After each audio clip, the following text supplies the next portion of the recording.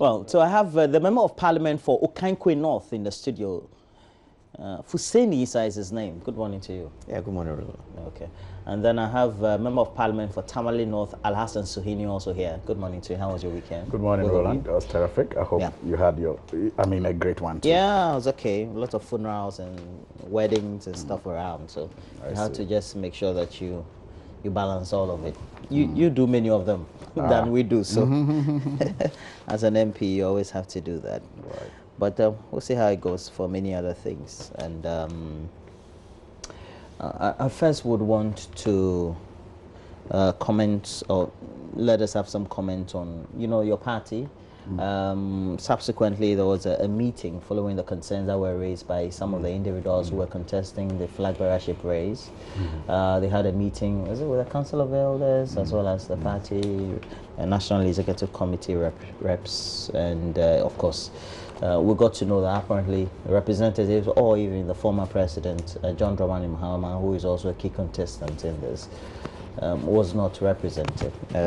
Subsequently, on the front page of the Daily Guide, we have the concerns being raised apparently in a statement issued by James Ajeni-Boateng, the spokesperson on the subject. But what will be your own comments about all the things that have transpired so far, culminating the reduction subsequently, and then the concerns being raised by the former president's camp? Well, let me say good morning to my colleague, Honorable Fuseni, and then good morning to our viewers.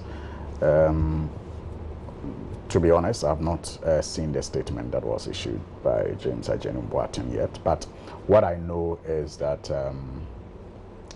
the National Executive Committee of the party fixed filing fees for the presidential aspirants, and some people raised concerns. Some of the aspirants raised concerns. They wrote a petition to the Council of Elders. The Council of Elders had a meeting and then decided to vary the fees, reduce it from 400, recommended for a reduction of the filing fees from about 420 to 320,000 Ghana cedis. Now, the Functional Executive Committee members took on board the recommendation of the Council of Elders and sought permission from the National Executive Committee to vary its decision. Because if you know the structure of our party, Congress is the highest decision-making body. After Congress is a National Executive Committee. And this decision to fix the filing fees was arrived at a National Executive Committee meeting. Given the time frame, it was going to be very difficult to call all members of the National Executive Committee, who include representatives from the various regions, to deliberate on this recommendation or proposal from the Council of Elders. And the Council of Elders obviously do not have the power to change the decision of the National Executive Committee. They can only recommend.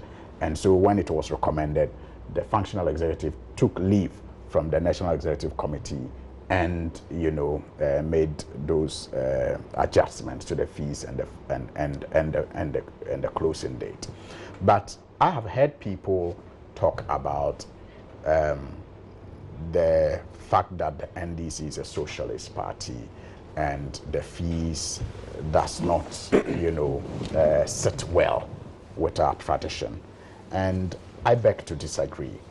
I think that if you even notice what happened after the announcement, where some aspirants launch, fundraising mobile numbers and other platforms that they sought to raise the funds, it tells you the true character of the NDC as being a social democratic party. Because socialism is not about poverty. It's not about paying less for things. Socialism, if you like, can be well explained in one sentence: one for all for one. One for all for one. So if there is a decision to choose one person to lead all, it does not become the responsibility of that one person to bear the cost of ensuring that he leads. It is when that one person has the ability, you do that on behalf of the rest. And when the rest, I mean the masses come together and also help you, it is still socialism. So I think that in the past, I have said that sometimes I tend to disagree with those who say our party needs reorganization, because I believe we need reorientation. We have to understand who we really are, because the few people were not, I mean, I don't think those who fixed the fee expected the aspirants to go walk into their bedroom or go to their bank to bring the money. They expected them go pool resources. We are like the Democratic Party in the United States of America. We share the same philosophy. You recall when President Obama emerged as the flag bearer, I mean, as an aspirant to lead the Democratic Party, he broke the record of having raised the highest amount of money a Democratic So your point candidate. is what? My point is that even though he was black, even though he was a senator, you know, who had nothing. In fact, I read one of his books where he said that it took him about 12 years to sell about 12,000 copies of his book. So he had nothing. He was a poor man, I mean, by the American standards. Yes. But he was able to raise more than Hillary Clinton So you're saying the individual should be in a position saying that to lead the NDC, you don't need to be a Donald Trump. You can be a Barack Obama, but you can still raise more than a Donald Trump can raise. Even Donald Trump didn't use his own money. Yeah, but I'm just making the point that we need to understand what we say we profess, and not confuse the issues of, okay, the filing, because you see, the filing fee is for a purpose. Somebody has to keep the party running.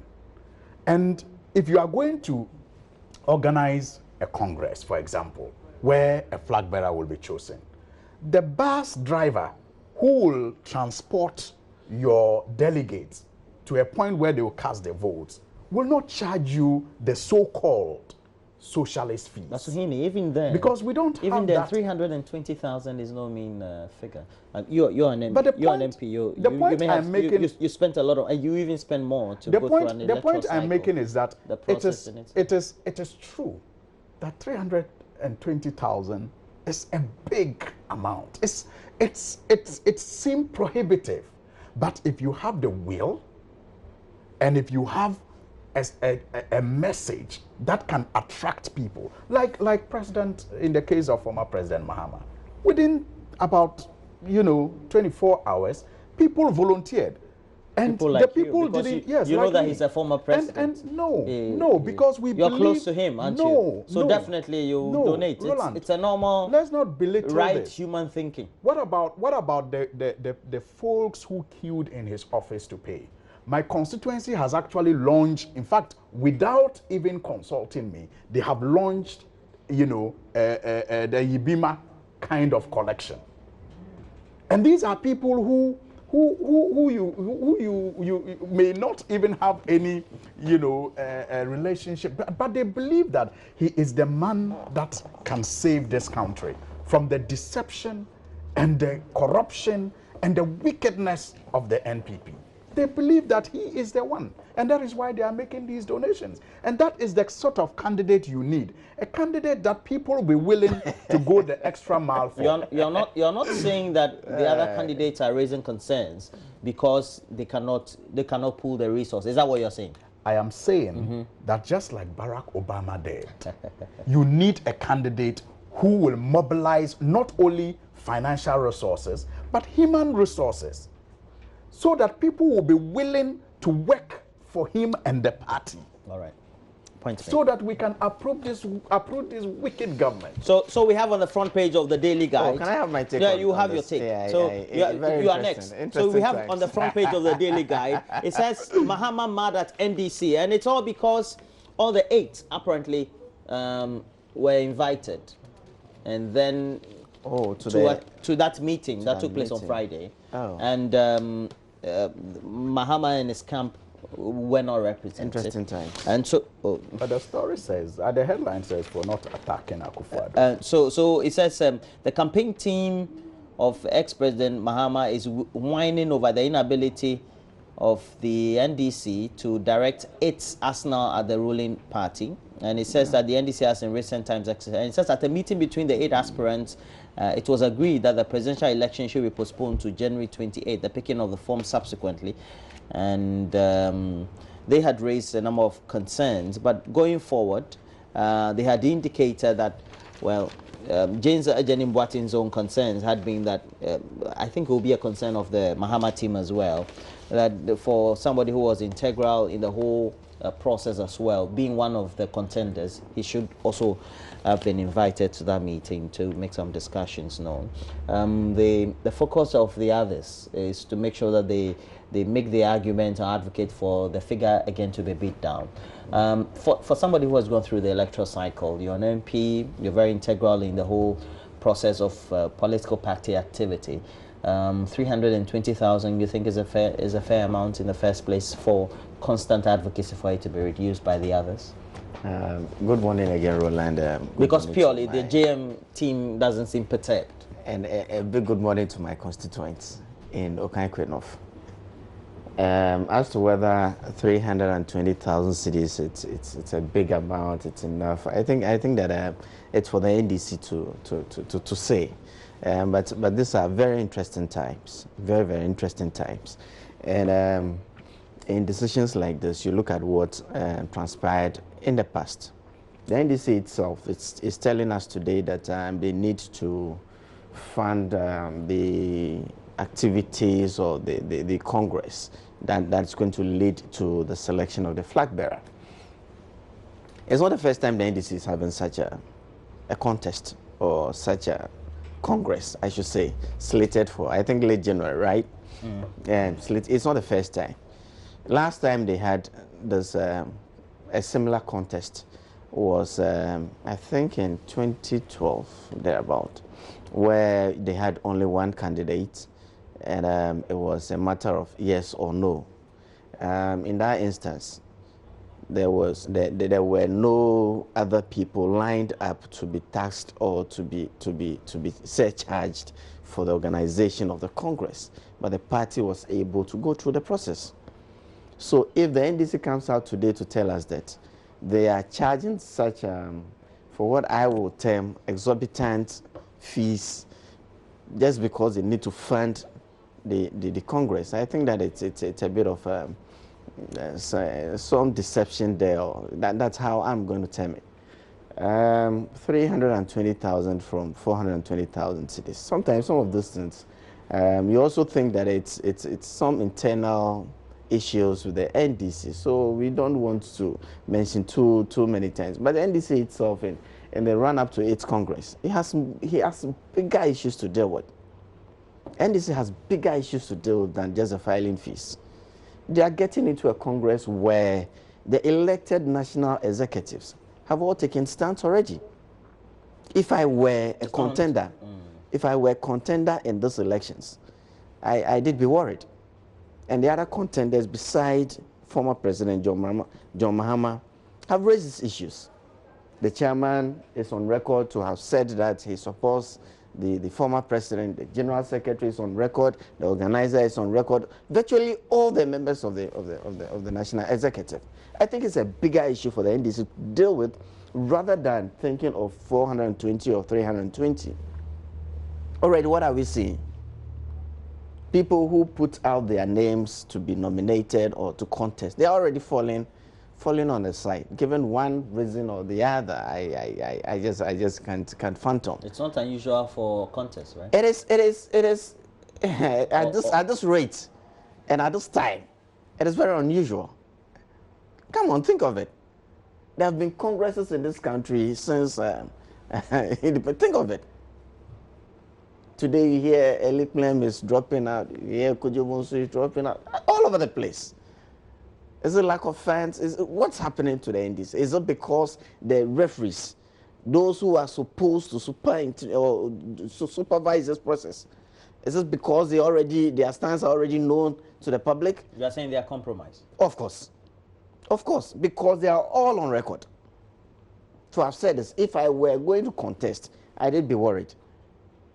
And I think the NDC has bigger issues to deal with rather than whether to charge 320 or 420. But in all of this, we wish them well.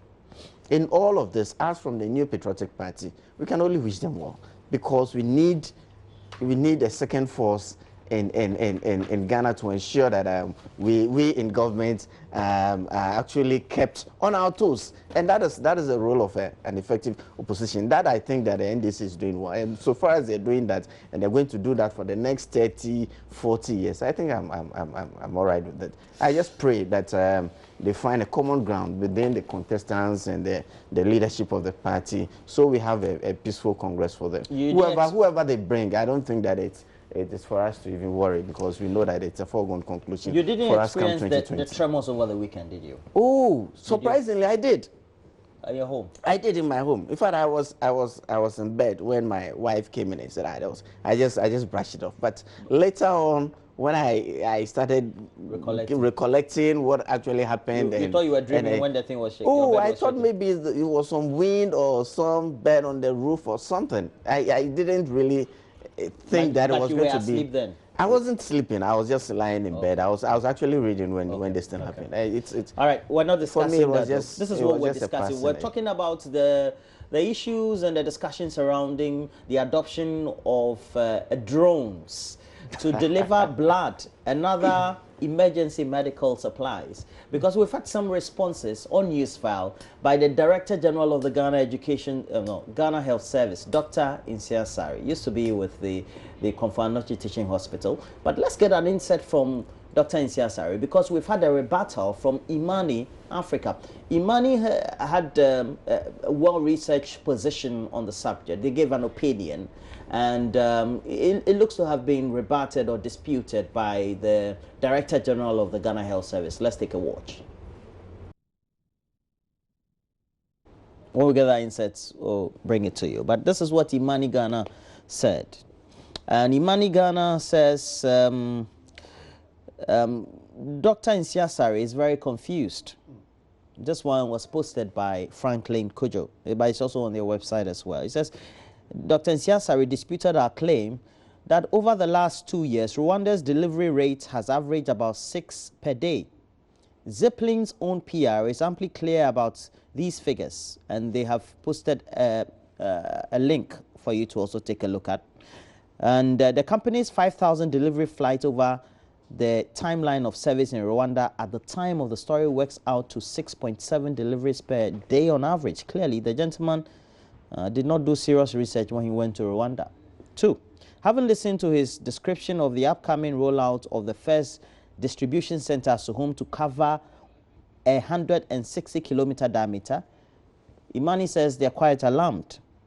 He does not appear, according to Imani, to see the absurdity of a scheme that involves first pooling scarce health commodities at the regional medical stores in Kufodua, then transporting them to a private facility in Suhum so that they can be catapulted in streams to facilities in their front plains. Look, if you read the article, it's quite revealing. But let's watch Dr. Insia Sari. Can't we make the corporate organizations bear this cost at least for the first 4 years? They said this is a wonderful idea. So we sat down together. They gave us a letter, and we sent a letter to the corporate organizations. And when we went and explained to a GNPC, they saw the sense that, look, this will be one of the most important social responsibility, especially in health. So GNPC is paying for this? GNPC is a major sponsor for this.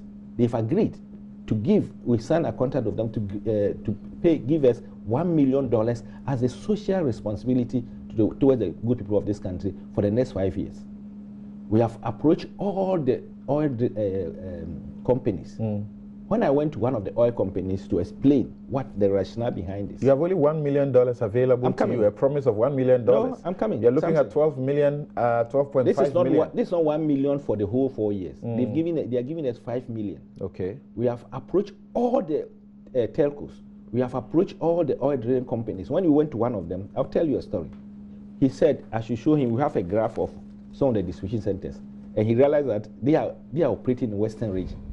They said, Doc, if we can put one in Western region for us, then everybody will know that where we are working, we are going to give them this. And I jokingly said that we shall put one and name it after you, but on condition that you take the full yearly or monthly cost. He said, why not?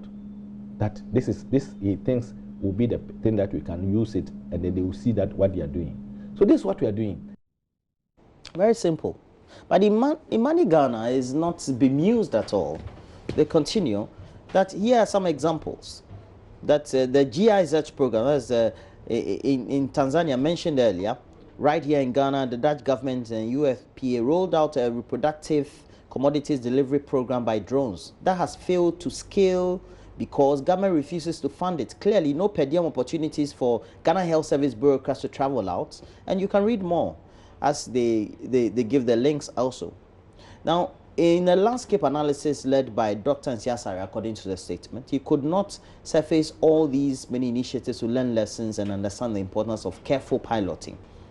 Now, giving more of it, he says, hopefully a technical panel composed of actors from other agencies, and that's their recommendation, beyond the Ghana Health Service, shall be put together to implement a small pilot in the Sabobai area or one of the few places that the Ghana Health Service's own analysis of the health transport system show cannot be adequately served by vans, bicycles, and motorcycles, especially during the rainy season.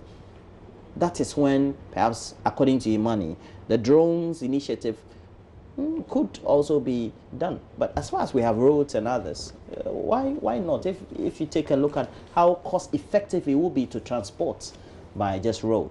But let me start with you. So, you're an MP, and I know that this, if not for anything, would have been initialed or approved by Parliament subsequently, but it's still dominating the discussion platforms. Roland, I think that for me, it's positive that we, as citizens of this country, get the opportunity to make some input into such policies or investments that government intends to undertake. And we've been talking about drones in this country for quite a while, and we have thought of using drones in many sectors, including the anti-galamsey fight. Now we are looking at some medical supplies, and who knows where next we are going to need to deploy this technology. In this particular case of this medical supplies or the supposed blood, I think I understand where Imani is coming from.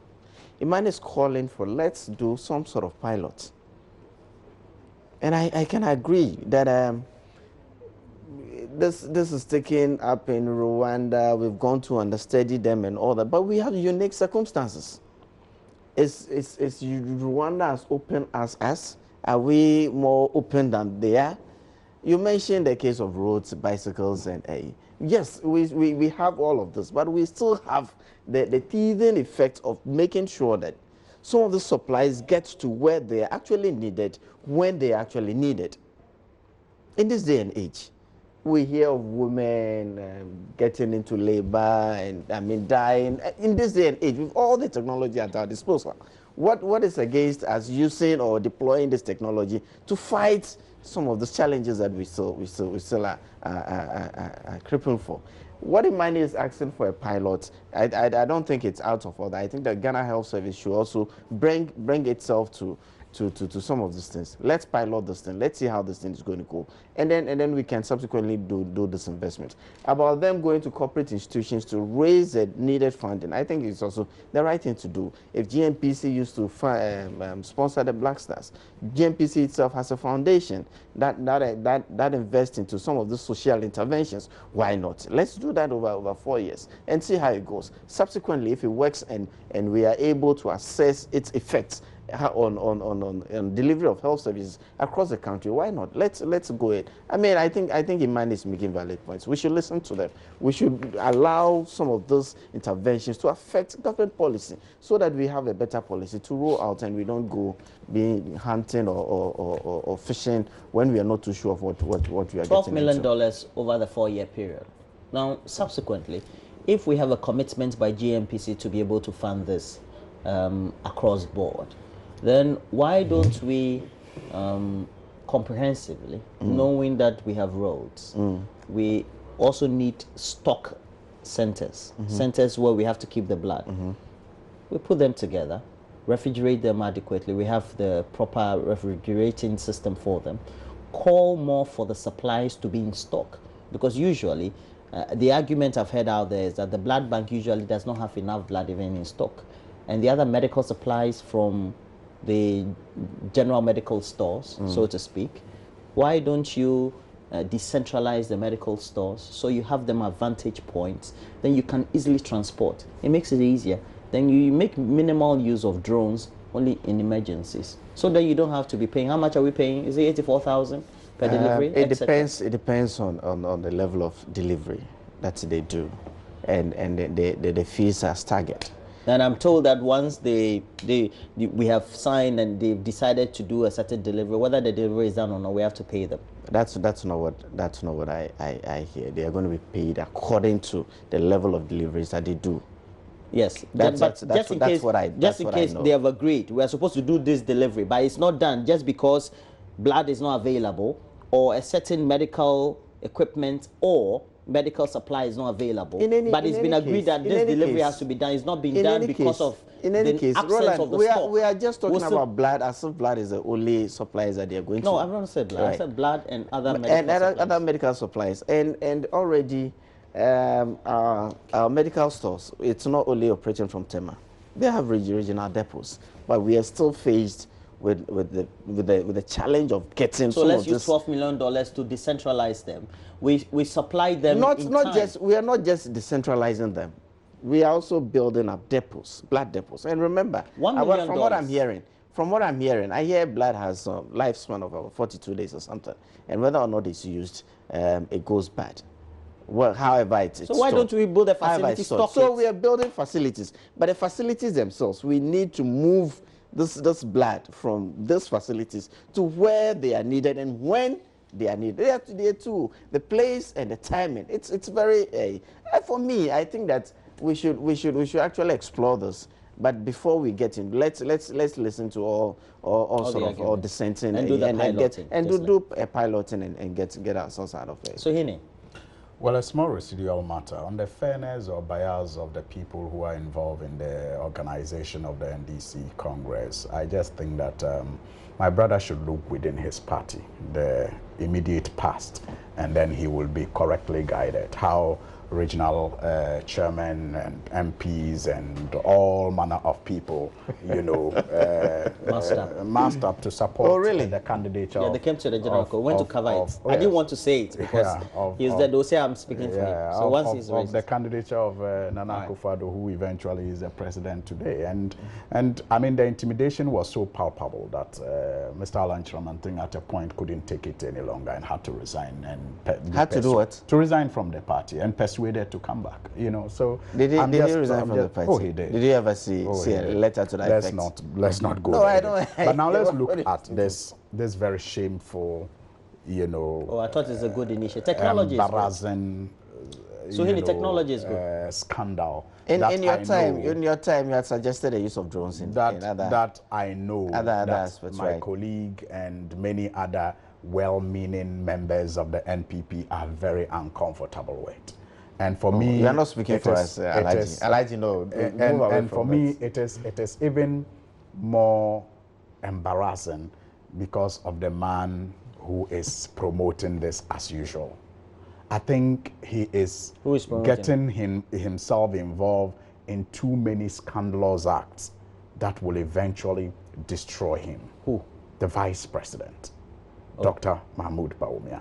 This is another scandal cooked from his office.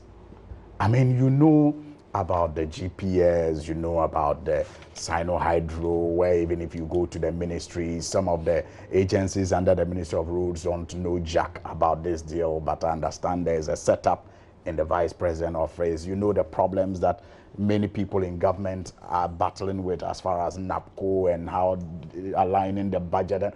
I mean, these are becoming too embarrassing for a man of his stature.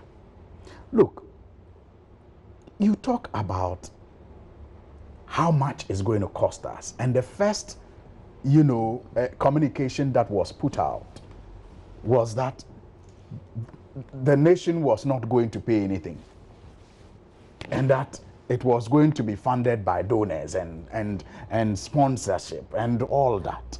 Now that lie has been stripped of the decoration that it had. We're not funding, it's GMPC.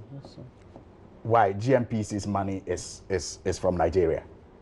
GMPC's $5 million is not our money. But GMPC, whose money is it? Elijah, you are aware that GMPC has a foundation, right? I am asking you, whose money is GMPC not our money? It is our money. So can't GMPC, can that money, if you are telling me that, GMPC is paying and so Ghana is not paying, logically, what are you saying? What are you saying? So I think that lie has been stripped of the decorations that it had, and people see it as a bare lie, as it is costing the nation. Now, I am happy that ASAP has cautioned GMPC not to even engage in this transaction because of how embarrassing, it is. ASAP has a statement? Yes. And we all know that ASAP is quite friendly to this government. So if they don't want GMPC to be involved? At all. They say it is a misplaced investment, or if you like, the same adventure. The same GMPC that was sponsoring the Blasters. Is it the same? You are comparing Black Stars to this shameful deal. You are comparing the promotion of our soccer. I was just checking and our national team, the pride of the nation. When GMPC to this scandalous deal. How come my brother, they are very reasonable people listening to us, and they know what you are doing. They know that you are so embarrassed by the deal that you do not want me. For me, they know. You are not speaking for me. So let us focus. Just let him make his comment. I haven't invited you. I haven't invited you. But they know that what you are doing is just to play. Please, let's all have a clean conversation. Let him make his submission. You are not speaking for me. When you were making your submission, he never made it. Once he points out to me and knows how I feel about it. So he doesn't want please note it down, everybody. I think that I am entitled to rebut. He doesn't want a proper discussion of this. Because he knows that it is a scandalous deal. Please go on. When this was presented in Parliament, Roland, it was withdrawn. And I know the sentiments. I know the sentiments on the side of the majority. No, it wasn't withdrawn. And well, it was. The speaker asked for further. It was suspended. It wasn't withdrawn. It was suspended. It was suspended. It was suspended. But I'm saying it was suspended. Yes. So we agreed it was suspended. That's it. Very well. You are doing a good job. Yeah, I'm sure your party will be proud of you. But I think please, well-meaning Ghanaians will not be very happy with you. But you are doing a good job. But you see, look, according to what Imani has put out, assuming that this is even necessary, we are going to have an additional cost of $20 added to the usual cost of $12 when it comes to just collecting, screening, and storing blood. Now, if the problem is with distribution, and so because of distribution, we want to incur an additional cost of $20, that will be added to the $12 that is the usual cost. The question is... Making it 32. Making it $32. The question is, what is the alternative? As we speak, the Central Medical Stores does not have more than 15 functional trucks, we are told. And this whole distribution, for a day, we are told, can be put in just a trotro van for a day. Now, according to Imani. Yes, and if you see, and if you no, they're talking about the weight. Roland. And if you take the Central Medical Stores, if it had more functional vans,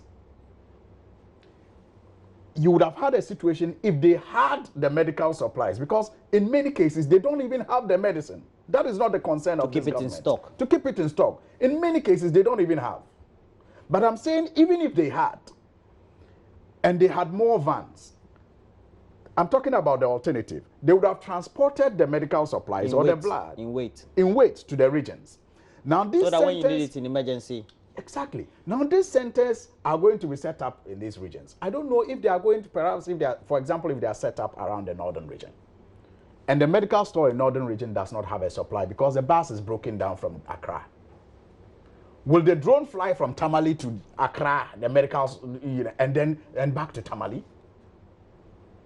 So you see, that is why I believe in the intelligence of our elderly. They say you do what is important before you do what is beautiful. You don't do what is beautiful for the sake of it. But when there are But drone is a technology that is being widely used. I'm saying, Roland, I'm not saying it's not important. I'm not saying it's not useful. But I'm saying that you don't apply pomade when you have not bathed. You do what is important, what is necessary. You don't have even the medicines to supply.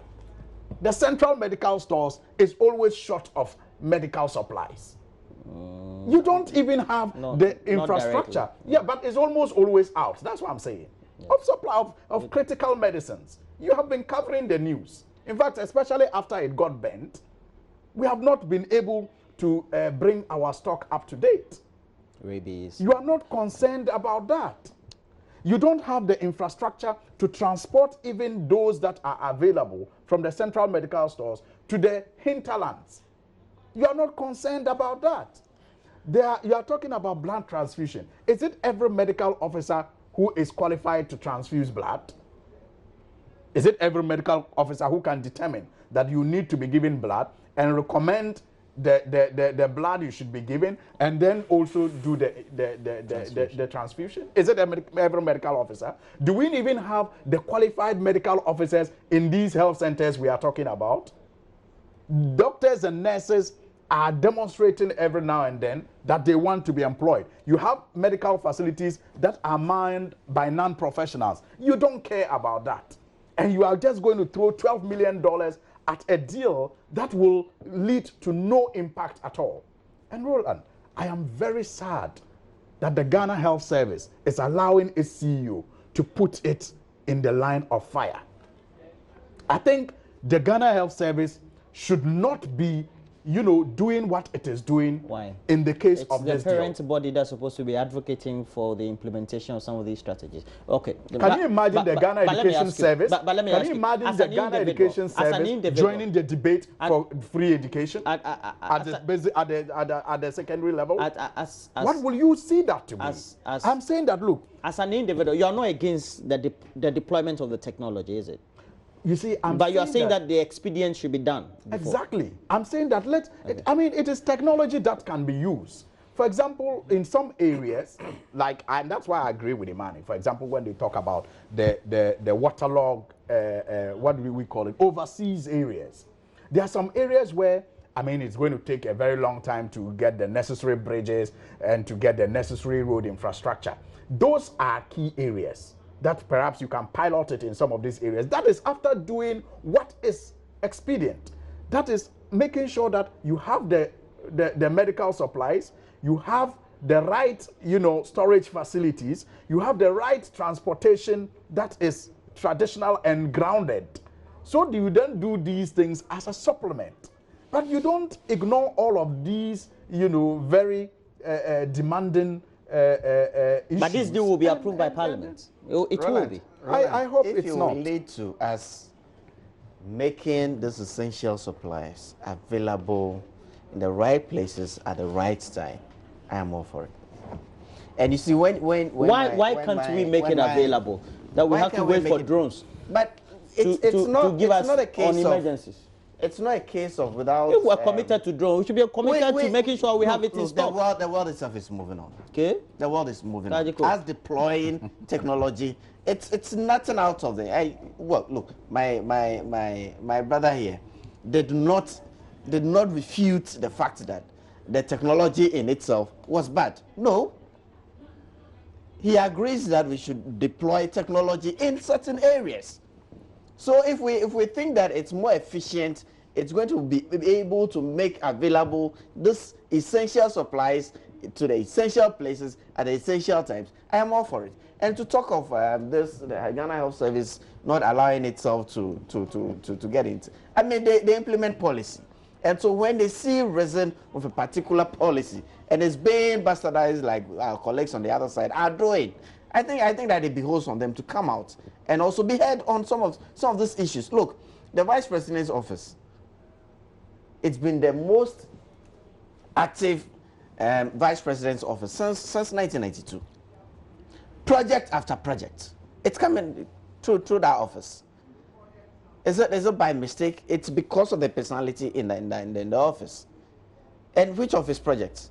Is it the addressing system?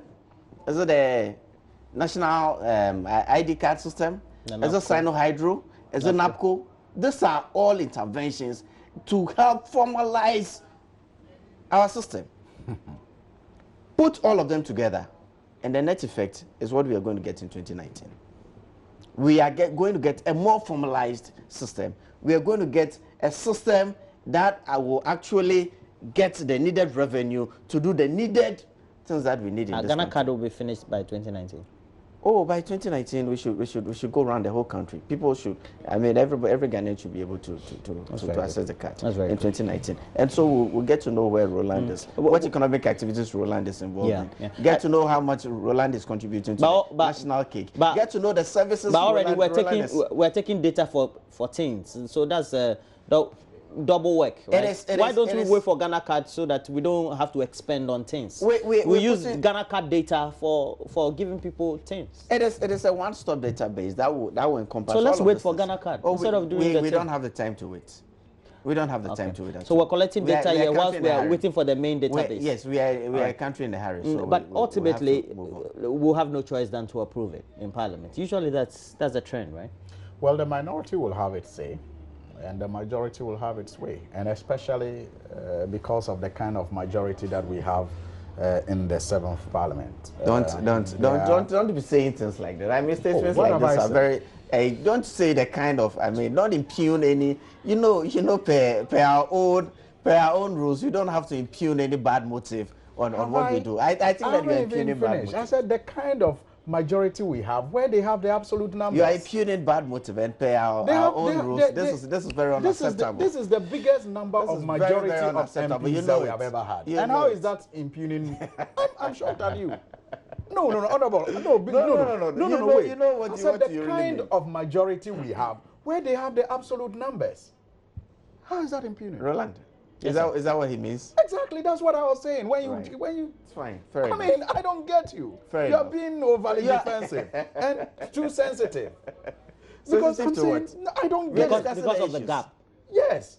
I said it's been truthful. The minority has its say, and the majority has its way. If you're talking about the numbers, and I'm saying this especially because of the kind of majority we have in the 7th Parliament, where the numbers are huge. So they do what they like. This is what Ghanaians decided in 2016. That's how come they give us that overwhelming majority. What's your problem? And we are going to use those numbers to actually work in the interest of Ghanaians, and that's it. I mean, that's majority. So what has well, we have to call it a morning on the discussions. Al-Hassan Suwini is a member of Parliament for Tamale North. When I turned Roland, all I saw was a drone right behind me. Okaikwe North member of Parliament is Fusaini Issa. Thanks for joining me this morning. Right.